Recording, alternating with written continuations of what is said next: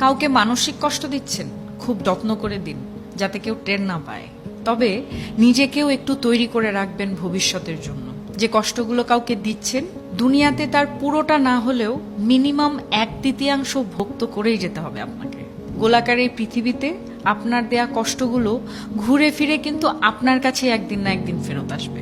আপনি নিজেই আত্ম অনুশোচনায় ভুগতে ভুগতে একটা সময় শেষ করে দেবেন নিজেকে, যা হয়তো আপনার সো কল্ড ইগোর জন্য ওই মানুষটার কাছে ক্ষমাও চাইতে পারবেন না। আমাদের সবার মনে রাখা উচিত, মানুষের দীর্ঘশ্বাস খুব খারাপ হয়।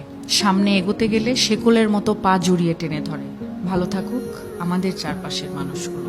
ভালোবাসার মানুষ, ঘৃণার মানুষ, কাছের মানুষ, দূরের মানুষ সবাই ভালো থাকুক। অভিশাপ না দিলেও রুহের হায় বলে একটা কথা আছে, যাকে রিভেঞ্জ অফ নেচার বলে, যেটা আমাদের বিশ্বাস করতেই হবে। প্রকৃতি কিছু ভোলে না, সময়ের ব্যবধান মাত্র।